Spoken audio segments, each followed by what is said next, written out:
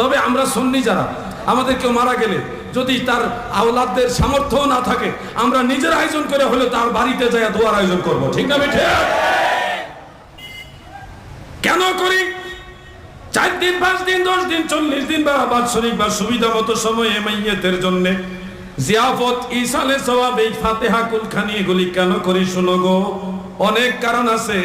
প্রথমত যারা জিয়াফতকে ডিনাই করে, মানে না, তাদেরকে বলছি দাদু গো, কোন সন্তান যদি মা বাবার আত্মার শান্তির জন্য মানুষের পানাহারের ব্যবস্থা করে গো, এই উসিলাই কবর জগতে মা বাবা জান্নাতের খাবার পাবে। স্বয়ং আল্লাহর নবী নিজেও মানুষ মারা গেলে মৃত ব্যক্তির বাড়িতে খাবারের আয়োজন করে দাওয়াত দিলে নবী নিজেও ওই মরা বাড়ি যা খাইছে, জিয়াফতের আয়োজন নবীজি গেছে। তার প্রমাণ সিহাহ সিত্তার অন্যতম কিতাব সুনান আবি দাউদের মধ্যে বিশুদ্ধ সনদ উল্লেখ।